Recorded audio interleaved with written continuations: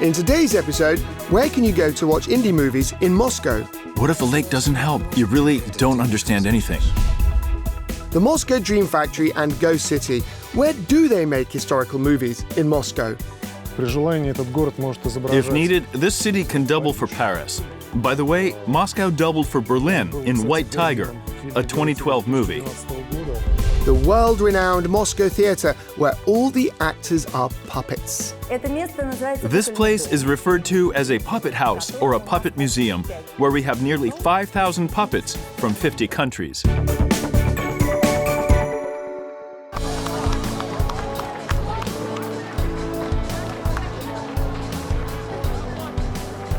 Each spring, Russia's capital plays host to the Moscow International Film Festival.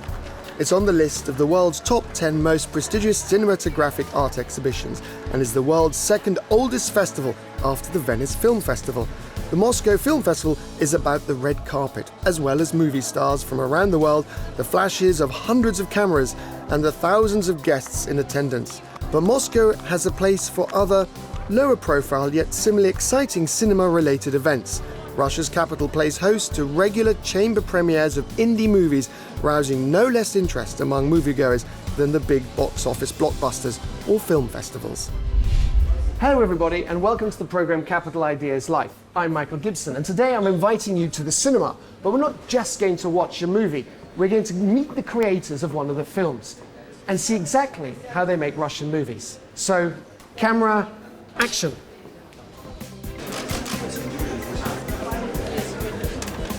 Formula Kino Gorizont is a typical Moscow movie theatre where both Hollywood blockbusters and independent art house movies are equally successful. The cinema Formula Kino Gorizont is not the biggest in Moscow, but it's certainly one of my favourites. There are only 4 halls here, and the biggest of which has a capacity of only 350 people. But it's in this very hall today that we're awaiting a premiere. Here you can often watch what is referred to as movies without popcorn, works intended for genuine connoisseurs of the cinematographic art. It's this type of movie that was presented to viewers by the young director Timofey Zhalnin. Timofey wrote the script during his senior year at college. The script was then bidding its time for the entire 5 years. Finding actors was also a very consuming task. I was searching for them for such a long time.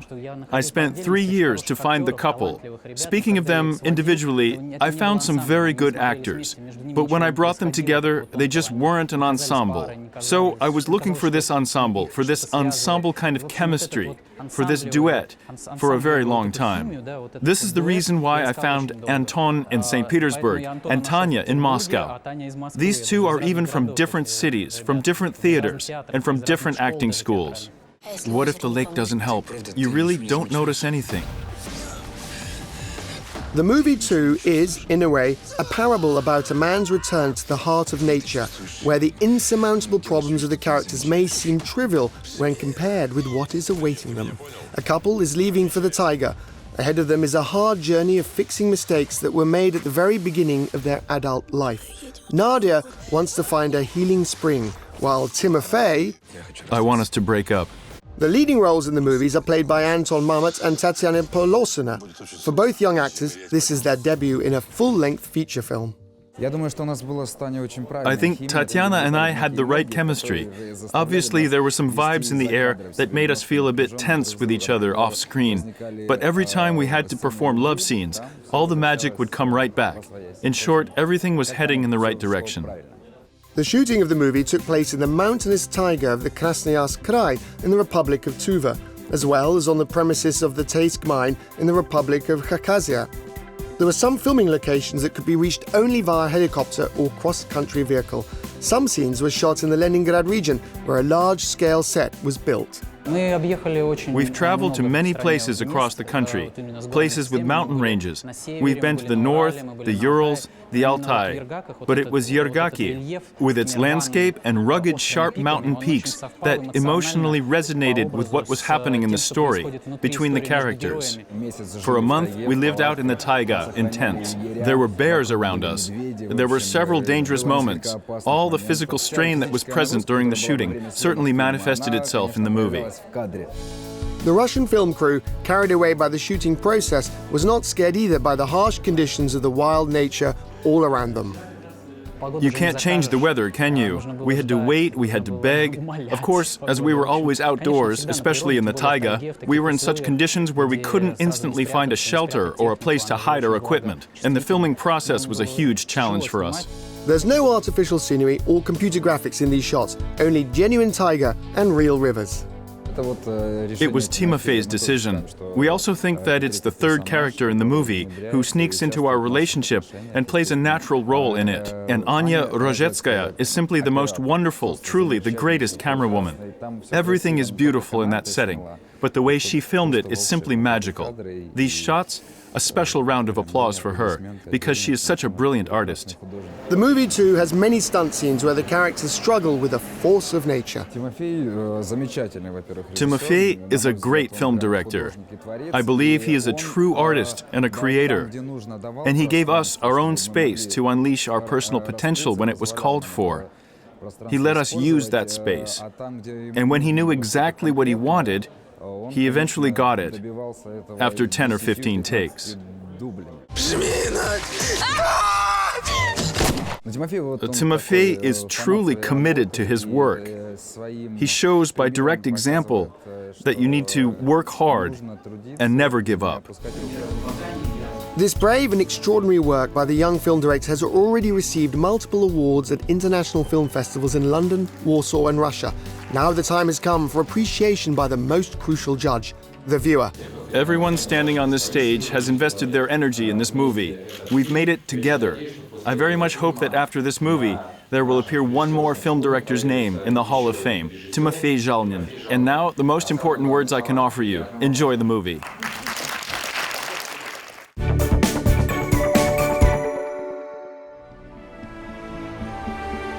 Lately, countries where famous movies were filmed have become increasingly popular among tourists.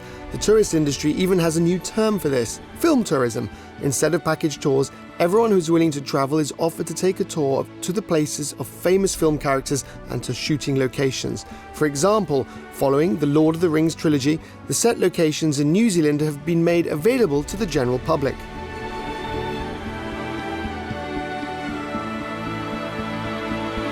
This is the reason why today many countries seek to play host not only to various sports events and economic forums, but also to filming locations for movies and TV series, which may then go on to become world hits. The annual forum of the Association of Film Commissions International Symposium, which took place this past autumn in St. Petersburg, was dedicated to the issue of attracting foreign film companies to shooting locations and production sites across Russia. After several days in St. Petersburg, international film producers came to Moscow to explore the cinematographic potential of Russia's capital. It was my second time to Mosfilm. Last time I went, they were constructing their incredible state-of-the-art facility for costumes and props. And this time I saw it and it was full. And it seems to me their process of categorizing every item that they have is incredible. I think it makes everything very easy to find. Their brand new studios too, being 2,000 square meters, are certainly of a very suitable size for production and to attract production from offshore. I didn't know what to expect from going to Mosfilm. Heard a lot about it. I know it's a very historical studio. What I didn't know about was the new facilities that have been built in the past few years, and those are really world-class facilities. So I think if more of those could be built, can be added to and promoted internationally, then again, as I say, there's no reason that people wouldn't come here and use them. After a visit to Mosfilm, the guests became better acquainted with some of the attractions of the Russian capital by visiting the VDNK Exhibition Center. The center has recently seen the completion of major renovation. In the Space Pavilion, the foreign specialists had a guided tour in English. I know Moscow only for pictures, a different city. It's a modern city. I didn't expect so big, so large, so vast, so modern. There are so much different things than one knows about Moscow in the normality. After becoming more familiar with Moscow, these representatives of the world's cinema industry held a round-table meeting. Its participants discuss the best uses of the urban spaces of Russia's capital for shooting movies and TV series. I absolutely think Moscow can do what we would call double for other places, and I think that's actually a really great selling point for any city, any country. I think something that would be wonderful to do is to get a sense of locations within Russia that look like elsewhere and Moscow that look like elsewhere and put them side by side. So, getting people to come in and see things for themselves is important, but if you can't do that, the next best thing is these types of videos and montages are incredibly useful for people to understand. In Moscow, a special film commission under the auspices of the Ministry of Culture has been active for several years now. Its goal is to select the most convenient and suitable filming locations in Russia's capital and to obtain all the necessary formal approvals. Over the past 18 months, since the creation of the Moscow Film Commission, more than 15 foreign film projects have been shot in Moscow. Among them is, for example, the Chernobyl series produced by HBO. They filmed scenes in Moscow for several days. For now, these include 2 to 3 days of shootings, sometimes more. In most cases, the film crews make establishing shots. These are views without actors, the main characters. Of course, we would be happy to see Moscow as a filming location for major projects, to see Moscow as a part of movie history, to have major film crews with actors and star-studded casts coming here. Apparently, representatives of the world film industry were happy with what they saw in Moscow, as they told us that very soon several foreign series and movies were set to be filmed in the Russian capital. However, they didn't tell us their names, keeping the intrigue simmering all the more.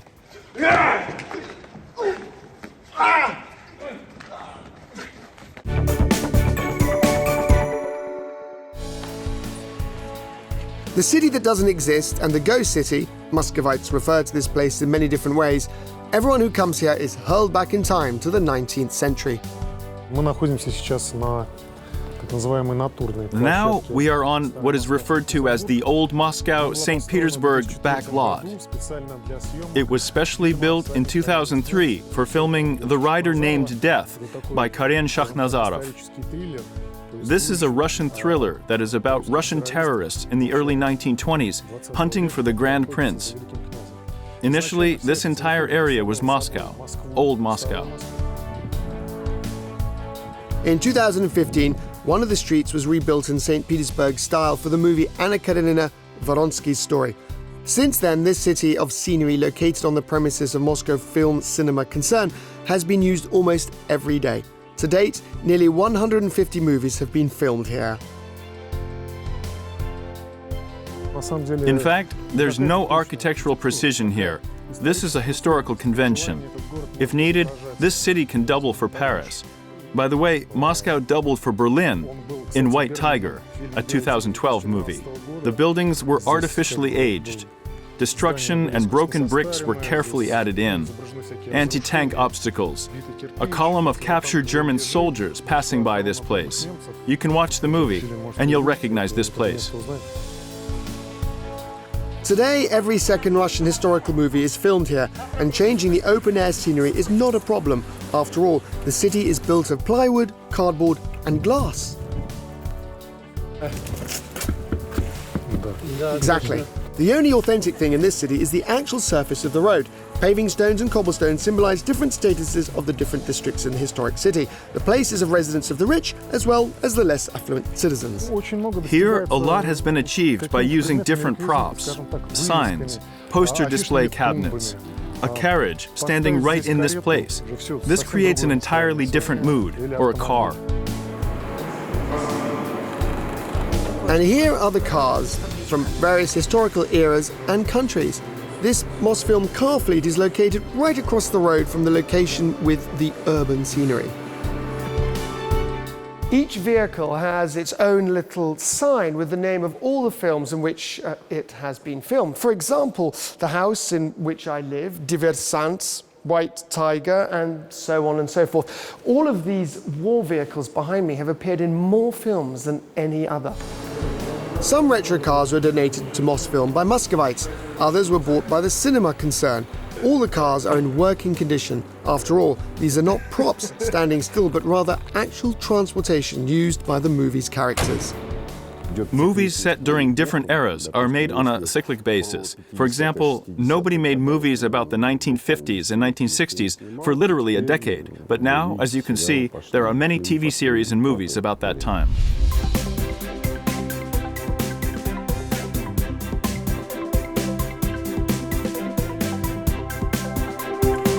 It's not only cars and scenery that help to recreate the atmosphere of the right era. Big and small props and certainly clothes. All of these are integral parts of any film set. An entire building was constructed on the premises of Mosfilm for storing props. It's called the House of Costumes and Props.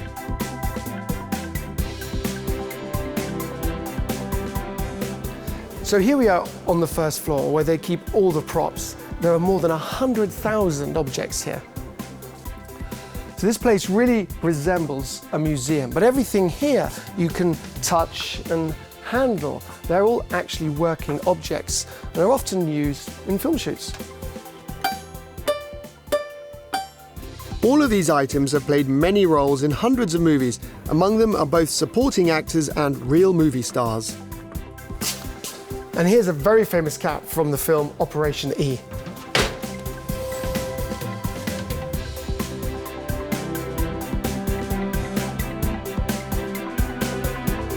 Our key customers are certainly film production companies. We have many clients. Among them are companies producing TV series, magazines, private shooting sessions when people hire an artist and he selects the most ideal props for the shoot. It may be a costume, so he comes to us and voila. On the floor above, there are two huge sections with costumes, footwear and accessories. A two-tier mezzanine system allows efficient use of the space. It's a more convenient way of storing and managing the collection. There's so much light here. As well, there's certainly enough air. Here, it's possible to take a closer look at each item. And now, it's fully accessible to our customers. From royal dresses to modern uniforms, there are nearly 300,000 costumes, headdresses and footwear here. All the items have been carefully categorized. Many of them are antique rarities. They were brought into the collection back in the early 1920s. Some of them have been specially made just recently for filming. In this row, you can see quite a few new arrivals from the movie Anna Karenina Vronsky's Story by Karen Shakhnazarov. Showcased here are dresses used on the horse race track and at the ball. Everything for this movie was specially made of modern materials that are quite consistent with what was around during that time.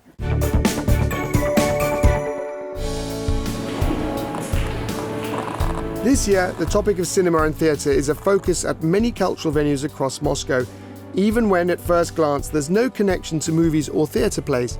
For example, there are elements of theatrical scenery showcased at the Museum of Troponin and Contemporary Moscow Artists.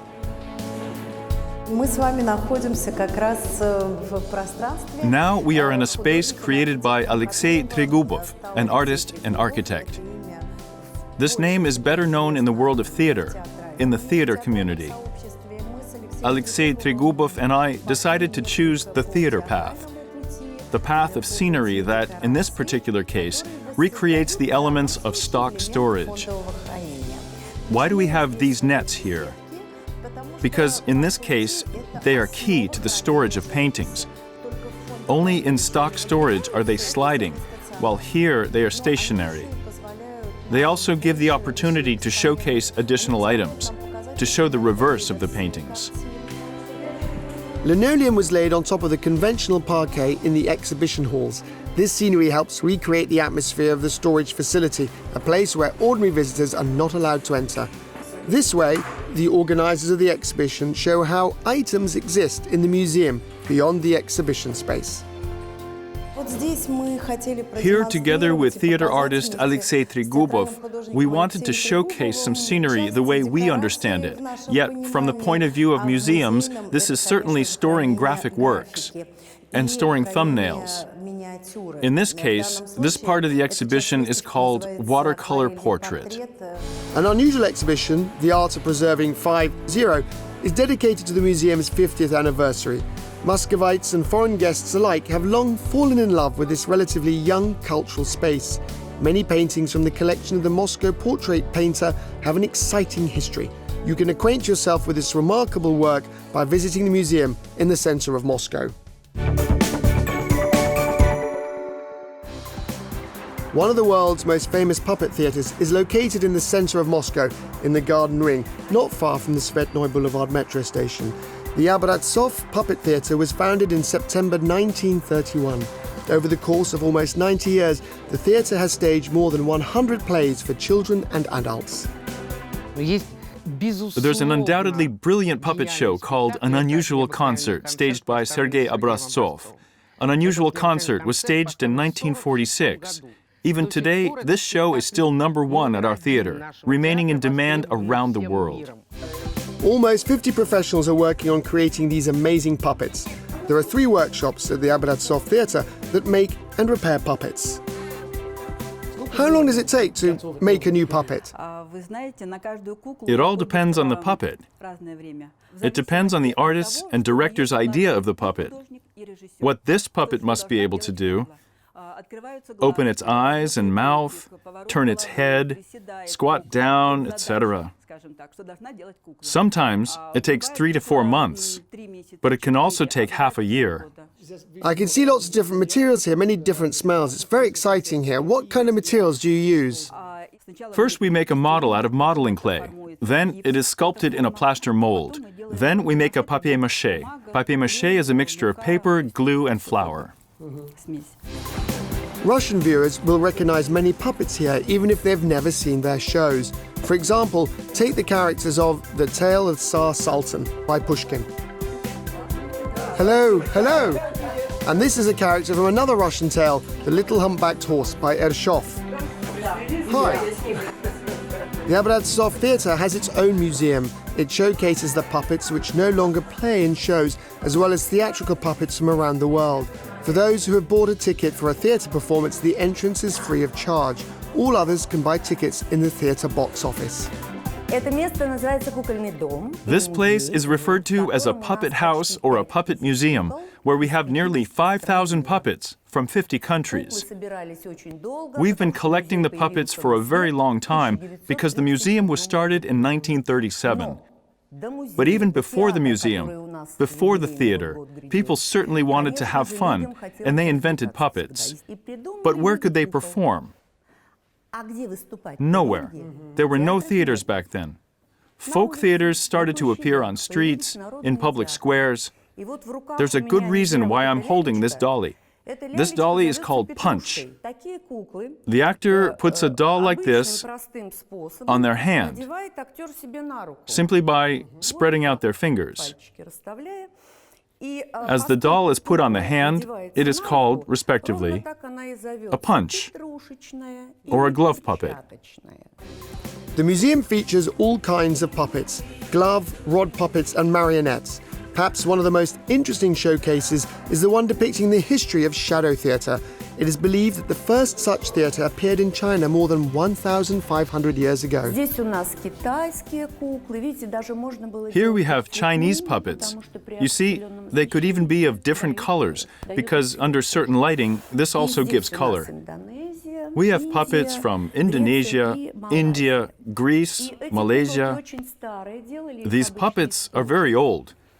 They were usually made of leather. This puppet is from Indonesia. It is made of buffalo skin, and the rods are made in a special way. While the rod puppet has the rod going along its body, shadow puppets have rods which are placed horizontally so that the shadow doesn't fall. There are rare puppets in the museum too. This is the very first one that participated in a show created by the theatre's founder, Sergei Abratsov. This is Tyapa. By the way, he's a highly interesting puppet. Tyapa has a small cut on the back of his shirt. When Obraztsov put this puppet on his hand, this small cut was right near his wrist. There was the feeling that it was a child's back. It was very touching. He used to calm him down when Tyapa was yelling like crazy. In short, it was the most tender and touching show. And Tyapa is the oldest child in the world. He has traveled all around the globe.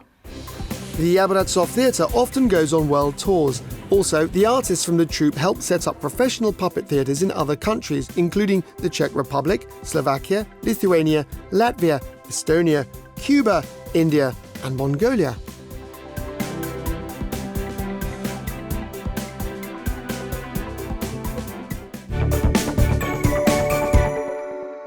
So that was the programme Capital Ideas Life. As you see, Moscow's incredibly rich in culture with bright, wonderful premieres. So keep your eyes open for culture and go out there and make a discovery. Bye.